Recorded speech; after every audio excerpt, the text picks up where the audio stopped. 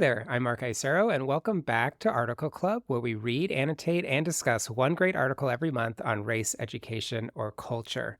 I'm really excited that you're listening to this because this month we're focusing on one of my favorite articles of the entire year. It's called The Fog, Living in Adoption's Emotional Aftermath by Larissa Mafarkar. And it was originally published in The New Yorker back in April.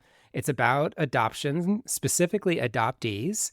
And it is pretty deep and intense. And I really think all of you should read it and hopefully also join us in the discussion. What she does is pretty amazing. She profiles three adoptees. Their names are Deanna, Joy, and Angela. And they come from three categories of adoption: invisible or closed adoptions, transracial adoptions, and international adoptions. And what I appreciate so much about this article is just how unflinching as well as direct Ms. Mafarkar is with profiling the experiences, the complicated experiences of all of these three women. I don't want to go into it too much, but it discusses this concept of the fog or coming out of the fog, this idea of coming to terms with the trauma and also the complicated feelings of being adopted. It's just really, I think, worth all of our time, no matter sort of like how much knowledge we have on the subject, to be able to read this article and to really just sit with it. So I encourage you to do that. I got the opportunity to speak with Ms. Mafarkar and to be able to interview her last Friday. And as always, it was a huge honor. We talked about a lot of different things, and I just have to say that it was just really interesting to get an additional nuance from her. So I really hope that you appreciate this conversation and listen in. And I just want to say also that we're going to be discussing this piece on December 3rd at 2:00 p.m. Pacific time. And I really encourage you to sign up for that. But instead of saying too much right now, I just really want to get you into the discussion, into the interview. So here we are. Please enjoy. Larissa, thank you so much for doing Article Club. Thank you so much for inviting me. You've written about a lot of things. We definitely wanted to know why adoption and how did this piece come about in the first place? Yeah, I have written in the past about the child protective system, as it's called in New York. And I became really interested in and horrified actually by the way that the state takes away so many children from parents who deeply want them.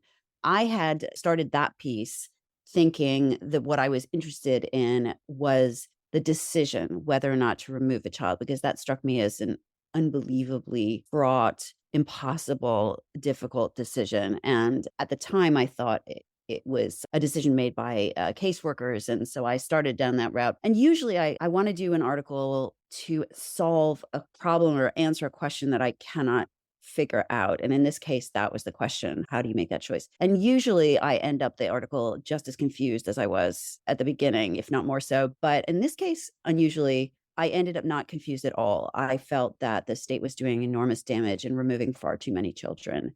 And one of the things that I observed in my many hours at the family courthouse in the Bronx was Adoption Day. They have this Adoption Day with lots of balloons and teddy bears, and it was a day that the judges and workers in the family court deeply valued as this rare, happy event in what were usually very grim circumstances. And also it was thought of as the end of the story. Like the child has been through all kinds of stuff, but thank goodness the child has been adopted and all is well, and they will go on to have a wonderful life. But I became interested in what actually does happen after that. This is not the end of the story. The child is very young. The parents are desperately unhappy in many cases, not all cases, but in many cases, to have lost their kid. And what happens next? So I started looking into adoption, and it was also precipitated by an editor at the New Yorker who had been looking around online and noticed that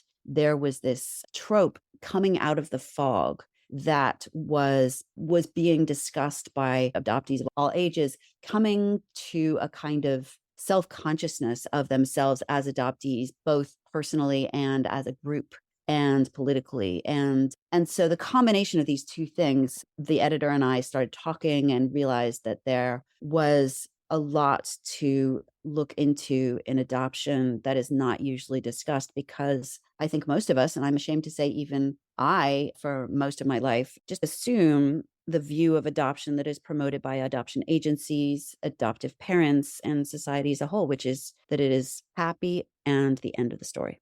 Yeah, I was there too, and a lot of other article clubbers, especially people who are not adoptees, like this notion of what adoption is supposed to be. I had never heard about the fog or coming out of the fog, for example. And I wanted to ask you more about like, how did you feel like you learned more about this notion? At the beginning of the piece, you talk about how it's extremely complicated and also different people have different feelings. But do you remember how you felt there at the beginning as you were following this notion of the fog?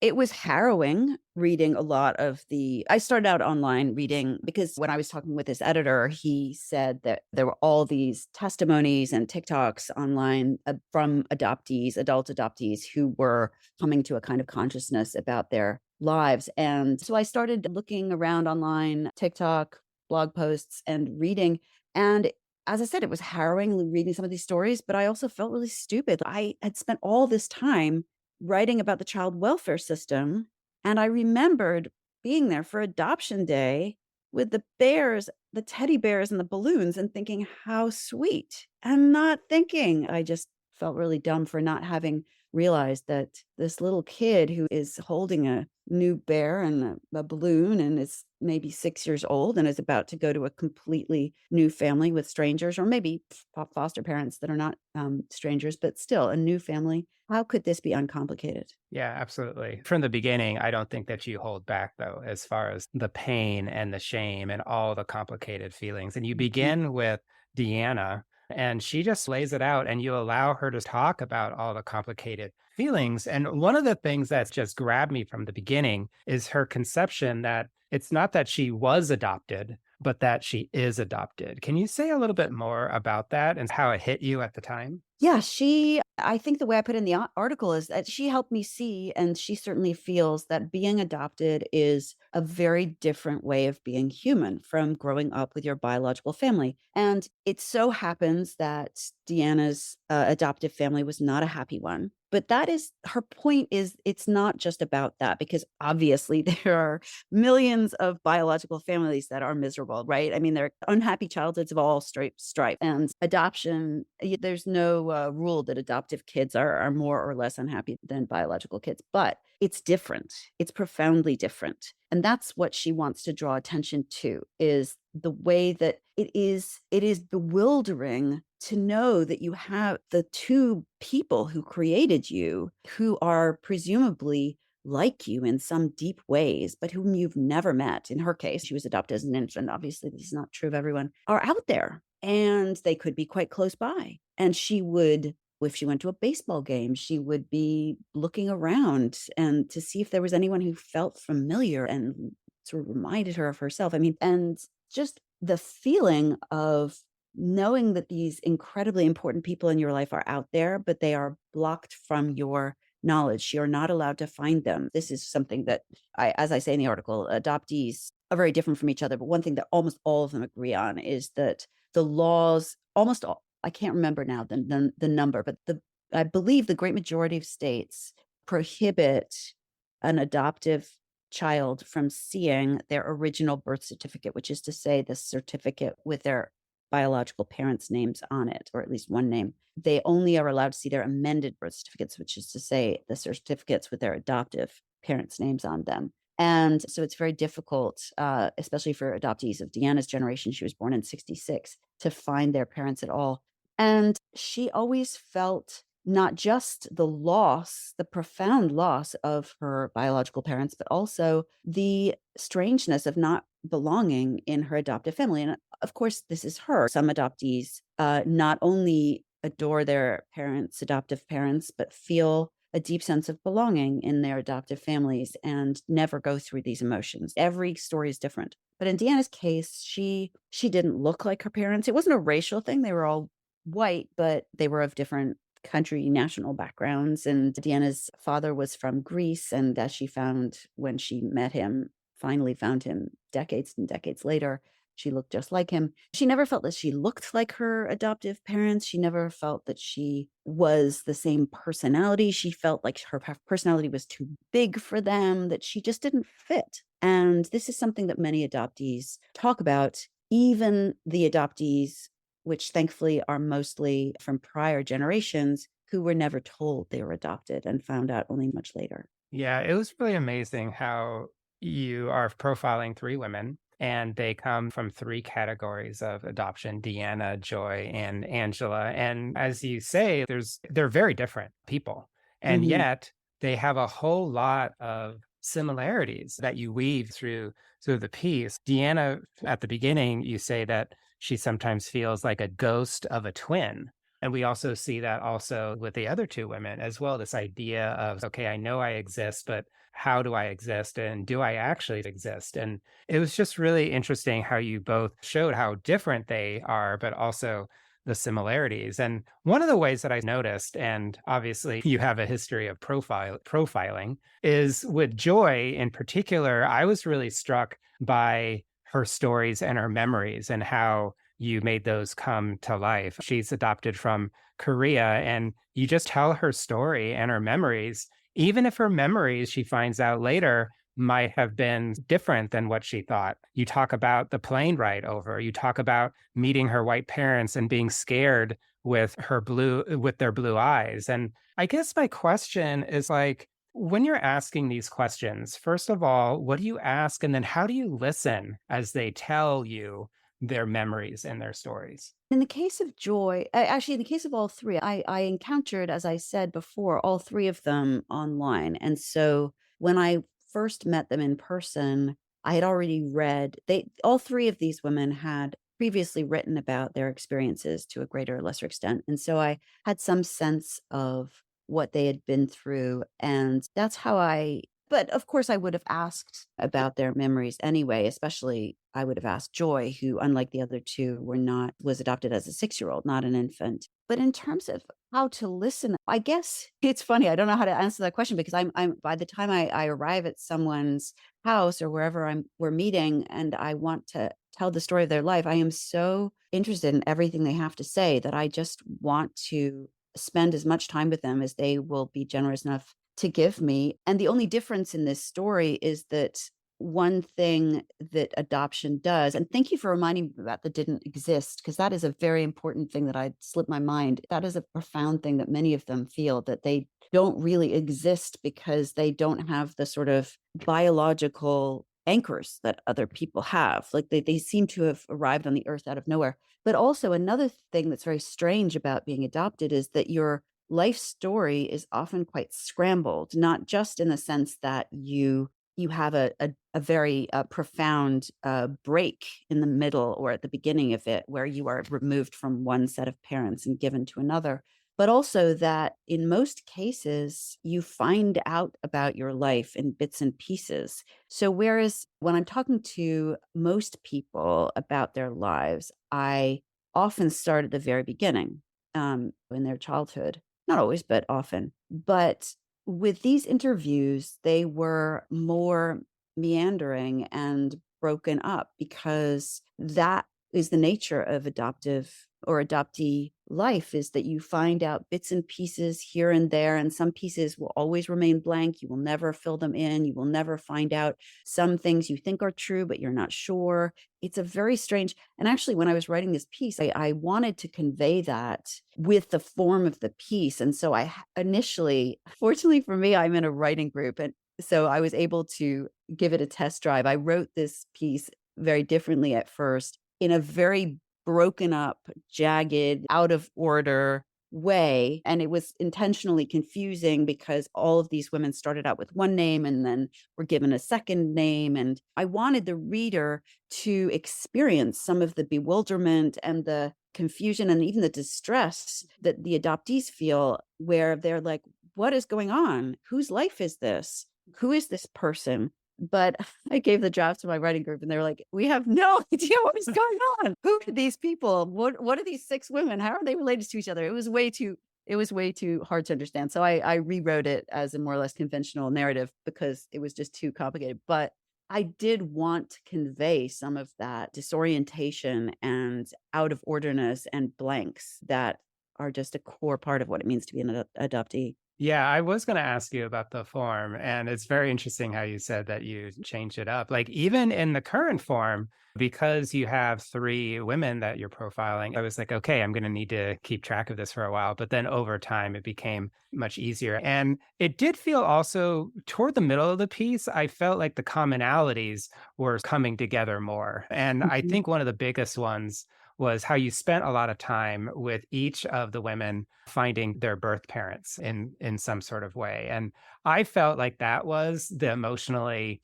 toughest and rawest and for me deepest part.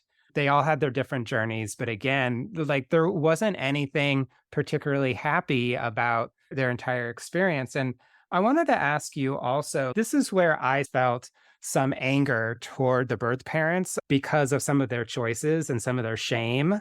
But I felt like you did a lot also to try to build the empathy toward them. And I wanted to ask you how you balanced some of that as you decided how to write this part.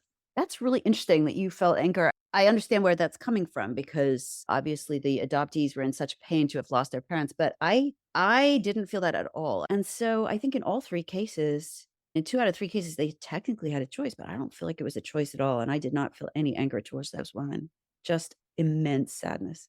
Oh, yeah, absolutely. I think that my feelings came more. I wanted them to accept their kids when their kids tried to find them. I see, yes. But do you remember what Joy's mother said when I last saw you? You were a 3-year-old child. Yeah. You're a Yeah. grown woman. I don't know who you are. And like, Yeah, and Angela's as well. Like for I can even though it was so heartbreaking when Angela's birth mom says, "I don't have children." That was just so heartbreaking after all of that.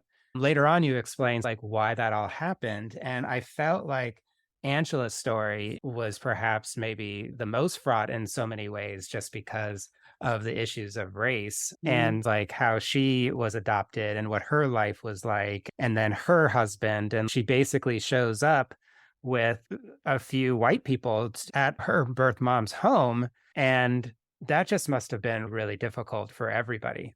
Oh, yes. Angela is is an extraordinary activist now in the adoption area. She well, when I say activist, it sounds like she knows exactly what she's fighting for. She's ambivalent about she definitely thinks transracial adoption should be far more rare than it is, and that people should be far more aware that love is not enough. That if you are, let's say, a white family adopting a black kid, if you are in, a place like she grew up where there were almost no other Black people, and she was raised, as a Black woman, well, a child, in an almost entirely white world, that's gonna mess you up, no matter how loving your parents are, and her parents were very loving, and she's super close to them, so it wasn't about there was they w she's still very close to her parents, it wasn't about anything that they personally did wrong, it was the structure of the situation, and they were of a generation where color blindness in adoption, as in other areas, was an ideal, and they were idealistic, and but she and many other transracial adoptees are now and this was, as I said in the piece, this was an issue that was brought up and fought by the National Association of Black Social Workers in the early '70s. They opposed all transracial adoptions for this reason, but the tide didn't start to turn until more recently, and it's still extremely common, but Angela, it doesn't feel like it should never happen, but she does feel that anyone who wants to adopt transracially very needs to think very carefully about, like, where do they live? Who are they? What are their feelings? How are they going to care for this child? It's different from a biological child, it's different from a same race adoption, and so she's really making it her work to minimize those adoptions, but also when they happen, to make them thoughtful as possible. Yeah, you say you write in the piece that she goes through this journey about her identity, and this is again for all 3 women, it's all around identity, and for Angela, she can come to terms that she's grateful to have been adopted, but also that she still wishes that she wasn't. And I felt like that was very deep. And I felt like you were also sharing that with the reader as far as like the complexity. So, like, you began the piece with the complexity and then you ended the piece also with this complexity. And I wanted to ask you what you were hoping for the reader to be left with, the both the feeling, but also like potential questions, because we are going to be discussing your piece in a couple of weeks. One thing I wanted the reader to understand, and it's interesting because I got some messages and letters after the piece came out asking in effect, "What do you want? What do you want? What are you saying we should do? Are you saying that all these kids should just stay in foster care?" And that is a question that a lot of, especially white parents who want to adopt transracially will say, and it's definitely a question. One of the things I wanted to get across is it's the wrong question. The right question is, why are those kids in foster care in the first place? I came across an astonishing statistic, which I put in the piece in the course of reporting, that the rate of Black women voluntarily giving up their children for adoption has been for decades statistically 0. So it's not 0, actually 0, but it's very low. And yet foster care is filled with Black children. Why is that? It's because they are being taken away, and to go back to the beginning of our conversation, they're being removed from their parents by an, in my view, overzealous child protective system. And that's why they're in foster care. So the right question is, how can we make it so that there are fewer kids removed from their parents when their parents really want them? What can we do to make it possible for those parents to raise their kids if they are encountering difficulties such as homelessness or addiction or other problems that definitely make it difficult to raise kids, but are not a matter of love? So that is definitely something I want people to think about. I want these issues to be paired in the way that they're not always, because I think when we often talk about adoption, it's like we just think that these kids are just in baskets on the church steps or something, that they're coming from nowhere. And that's almost never true. And I think just to be able to sit with the complexity of it, because I when I was writing this piece, I also, oh gosh, it was so harrowing in so many ways. And one of the ways was I did not the message I did not want to get to promote a message of adoptive parents should not be adopting, or there's something wrong with wanting to adopt, not at all. And there's so many adoptive parents who probably, I hope, the vast majority of them who deeply love their children. And I didn't want to hurt them or question that love. I guess what I wanted to carry was the message of the adoptees themselves, which is that it's not only about love, that love is not always enough, that there is a lot else. And also that you can love more than one set of parents. So if they find their biological parents, it shouldn't necessarily feel like a threat to the adoptive parents. It's not a sign that they're dissatisfied with the love that they've received in their adoptive home, or to feel, as Angela did, as you just quoted, that you are grateful to have been adopted. You love your adoptive parents, but you still wish you weren't adopted in the first place. That doesn't mean you don't love them. There's so many, it's so complex. And I guess that's what I wanted people to take away. At the same time, it was a very conscious decision to really not have much information about the adoptive parents in the piece, because this is something I heard loud and clear from every adoptee I read or talked to, that adoption is almost always talked about through the thoughts and from the point of view of the adoptive parents. And so I thought it was important in this piece to focus on the adoptees and to make it clear that they have a whole emotional life story that is going on inside them that can have nothing to do with the adoptive parents. Could be bad, they could be wonderful. It doesn't matter. Even regardless of how wonderful the parents are, there's this whole other thing going on that it would be really good, much better if they knew about. Yeah, thank you. Thank you so much. The way that you write the piece is just so directly to the reader about not just adoption, but also like bringing to the reader the lives of Deanna, Joy, and Angela. And I just want to thank you for the piece. I want to thank you so much for how you wrote it as well. And also for this time. Thank you so much for sharing your thoughts about your piece here. Thank you very much for having me on this podcast. It's a wonderful thing you've created, and I'm really honored to be part of it. I want to thank Larissa one more time for your piece and also for sharing all your thoughts with us. It was just really deeply moving to hear you talk a little bit more about your outstanding piece. So thank you.